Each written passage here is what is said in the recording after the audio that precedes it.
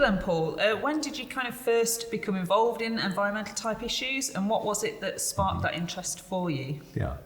When I was a teenager, I was involved in the peace movement in CND and things like that. Okay. And that carried on into my 20s, and while I was a student, lots of different actions and activism around that.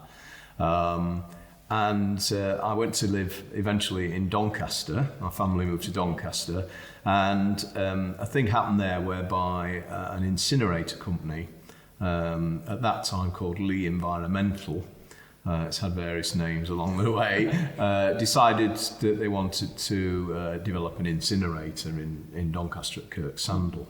And this led to a huge campaign that I was involved in to stop them building this incinerator. There was a public inquiry, there was lots of activity around that, lots of campaigning and research and things like that. And that was really my sort of first involvement in any kind of environmental campaigning. I've always liked plants and nature and walking and things like that, but not had any actual involvement to that point. We did win that, which was good, on a sort of a technicality, because they found that the site they wanted to build it on was unsuitable.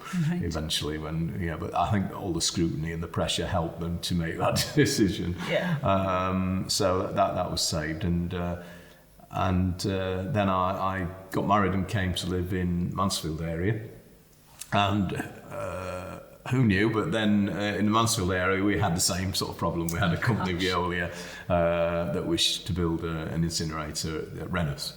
And so I was again involved in that anti-incinerator campaign, along with Shlomo Doan, who is a Mansfield resident, and he actually runs the National Anti-Incinerator Network now. But when I came to Mansfield, I got involved. I had children, so I didn't have as much time with young children. Yeah, no, that's you. But I did get involved in Friends of the Earth, and we ran a number of campaigns. There was a thing which people in the area might remember called Rapid, which was a campaign against the Pennyman Farm development, where they wanted to cover over the fields, and these fields like overwintering sites, and well, they're sites that are used by birds, lots of different species of birds. So again, that was an interesting campaign. So I've been involved in lots of campaigning, but it started with the anti-incinerator thing in Doncaster, and then has developed from there onto protecting different wildlife sites and campaigning on fracking and then onto climate change issues. So yeah, it's gradually developed. I guess the success as you describe it of your campaign must have given you the motivation to keep going as well, because I guess if you see something that works, you sort of feel like if you've had an impact, you can do that again. That's really interesting. I think there's kind of a tendency sometimes to think issues around global warming and climate change only affect other countries. So we kind of, we're okay, we don't really need to worry, and we can see it on the news and we can pray about it, and then we can sort of switch it off and not really think. But is that true, or are we more affected in the UK than perhaps we realise, and even in Mansfield and in this area? I think it affects us both directly and indirectly. So we're already starting to see around the world, including in Britain, the effects of climate change. The climate's warming, we're getting more records broken in terms of rainfall, in terms of heat, all around the world, and Europe and Britain included.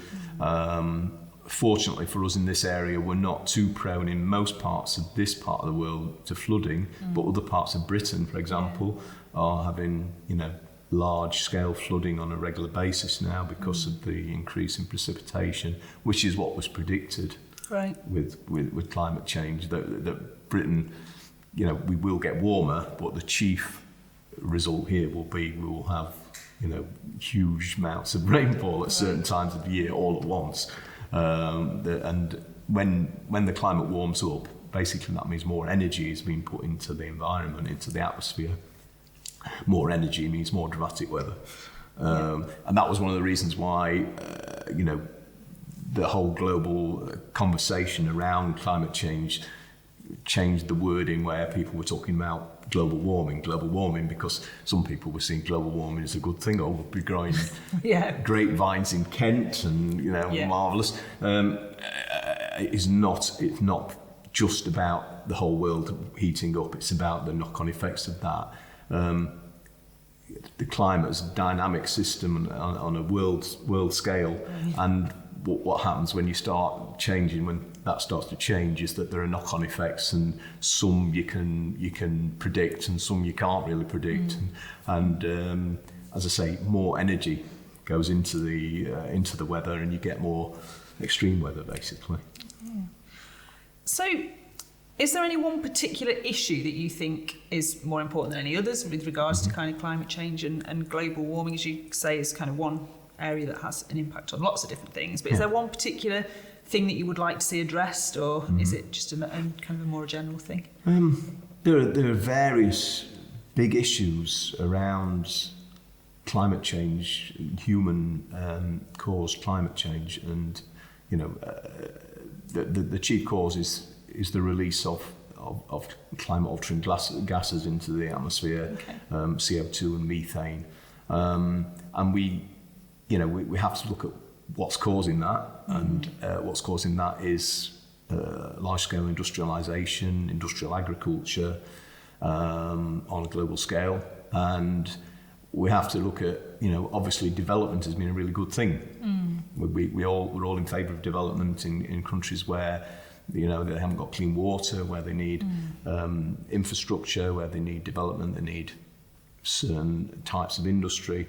So it's about trying to continue with human development and supporting people who have got needs, whilst paying attention to the fact that we can't do it in exactly the same way it's been done for the last 200 years, because that, the climate, the atmosphere can't bear any more of what we're putting into it.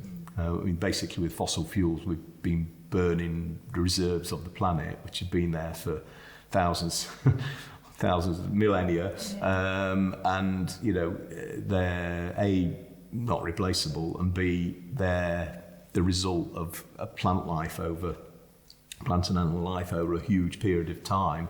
But we're releasing, and that's energy, we're releasing all that energy and that gas into the atmosphere in a very short historical period of time, which leads to that result. So I think for the big issues are around fossil fuels, and to also agriculture, in terms of animal farming is very, there's these stories that people have about farting cows, things like that, and them being a cause, and we can laugh at that. It is funny, but it is actually symptomatic of what the problem is, because you get large-scale industrial agriculture. Animals are contributing to the greenhouse gases. Methane is a more, the gases that come from farting cows are more intensive greenhouse gases than CO2. Right. So, it is an issue. And then I started in the peace area and campaigning on peace issues. And we have to say that, one of the biggest and most dramatic causes of the release of the gases that we don't want releasing, and of climate change is the world's militaries, because wars are not climate friendly, and they're not environment friendly, they're not human friendly. So the world's militaries, and also they consume. I was hearing today that the US military is one of, if not the largest consumer of oil and gas in the world as a single unit. And that's incredible. That's huge. And I would guess the same goes for the Chinese military and the Russian military and all the others. So, getting a more peaceful world would be a good way of cutting things down. Unfortunately, what happens with climate change is that because there are stresses on crops and agriculture with flooding and droughts and heat, you then get more conflicts over water, over land, and it actually leads to more war. So, as with many things in climate change, it's a cycle that feeds itself, in that, it's like the tundra, the permafrost. It warms up, and then that releases the gases that are within that, and then that creates more warming, which releases more gases from. And similarly with the Arctic and the Antarctic, it's white, and that reflects.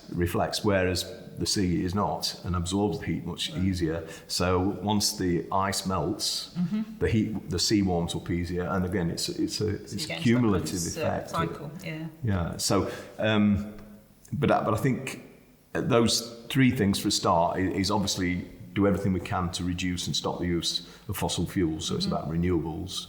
It's about using energy forms that. And there's a big debate about that, which are the most efficient energy forms. There's big debates around things like, security of supply, how you can store energy, because, the sun doesn't shine all the time, the wind doesn't blow all the time. Very good sources of energy, free energy from the wind and the sun, but, they're not constant, so you need to look at a balance and how you balance things out. So energy and fossil fuels, as I say, agriculture, and that comes down to us as individuals, what we eat. So a reduction in global consumption of meat would be a very good thing, because, as I say, animal agriculture is particularly intensive animal agriculture and factory farming, apart from the welfare issues and just humanitarian response to how animals are kept in factory farming. Apart from that, they're also huge sources of greenhouse gases and global warming. So if we cut down the amount of meat that we eat, particularly in rich countries like ourselves, then that hopefully will, have an effect. It's also about an example. A lot of people in the world aspire to our lifestyle. If everyone in the world has a Western lifestyle like we've had for the last 20, 30, 40 years, the world will not last very long in terms of the resources. It's just an impossibility. So if we can show that we can have a nice, sustainable, pleasant lifestyle, but don't eat as much meat and don't consume as many things, then we're not only helping the world, we're actually creating an example to people that you don't have to burn all these fossil fuels, you don't have to do it that way. There are other ways of doing it. You don't have to have a 19th century style industrial revolution with smokestacks. You can use new technologies, you can do things differently. Obviously, one of the things we're looking at today is kind of how we believe as Christians we're stewards, if you like, of God's creation, and we're just tenants in the world. So as a Christian yourself, does your faith have any impact on your kind of views around the environmental issues? Do the two go hand in hand? Do you ever find any conflicts there? How does that work for you? It is an inspiration, and there are lots of inspiring writers and thinkers in the Christian tradition, from the Old Testament and the Gospels through to people like St. Francis of Assisi, Hildegard of Bingen, Master Eckhart. All these people you can look at, particularly in the mystical tradition of Christianity. There's a lot of environmental awareness and feeling for nature in there, and that's an inspiration. And also the justice aspect in I think it's Micah, where it talks about, what does the Lord require of you but to do justly, and it's about environmental and social justice.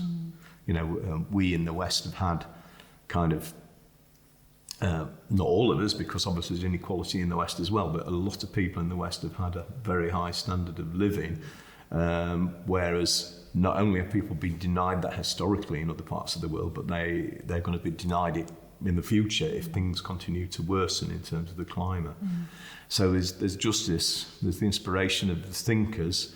There are issues around kind of some of the language, particularly in translation of the Bible, where people take things like dominion, and that's mastership, and you have the right to command things, whereas I prefer the word you use, custodianship, that you are there to help and assist and guard rather than to take control and exploit everything. I think exploitation is the thing that we're fighting against, and that that is it can be problematic depending on the translation, how people see aspects of the Bible. You can see how certain fundamentalist sects can use it to mean something totally different, and say that, oh no, it's, you're anti-biblical if you're saying we've got to live in harmony because we should have dominion and control everything and be in charge, which I don't see it that way. No,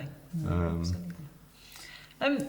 As part of this afternoon, as well, I want to try and encourage the people here to make a bit of a pledge, to make maybe a small change or to take one small action that might help to reverse some of the damage or slow down some of the damage that we're doing to the planet. I just wonder, you talked about your kind of experiences with campaigning. They sound quite big things and quite successful. But do our small things, you talked about perhaps reducing our meat consumption, but can, small things like switching off lights that we're encouraged to do and turning stuff, do they really make a difference? If enough of us do it, does it make a difference? Is it worth doing? There's two answers to that. One is not on its own, but two is yes. So we can make a difference. We can change things in our own lives, and that means perhaps changing things for our family, and that perhaps means changing things for our extended family and our community. So it expands out from you as an individual. Just small actions that you're taking influence other people, and hopefully that has a spread. From a spiritual perspective, it's that thing about doing justly. Yeah.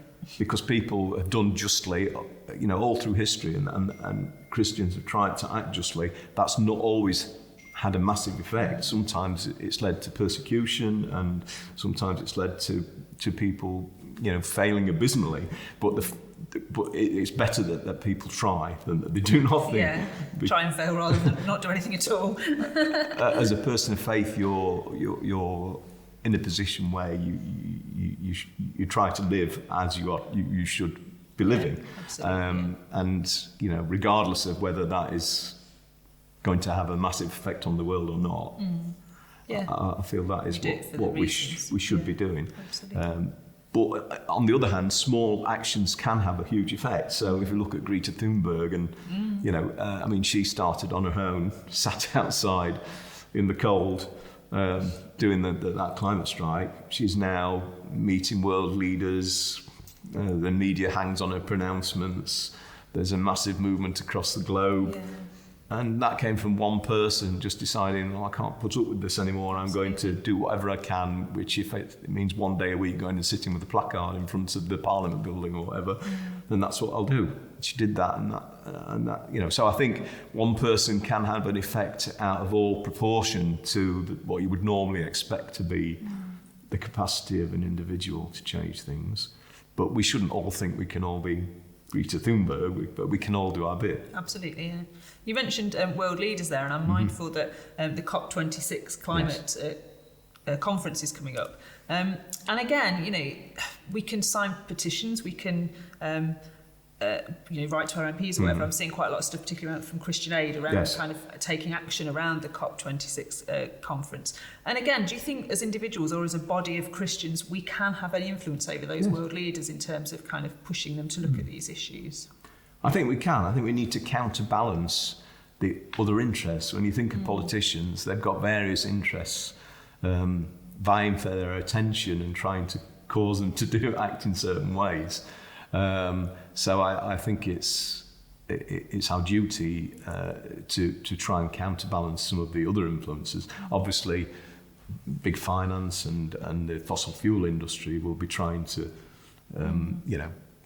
squeeze out the last drops of profit they can from their industry before it has to change. So I think it's our duty to try and have some effect upon them.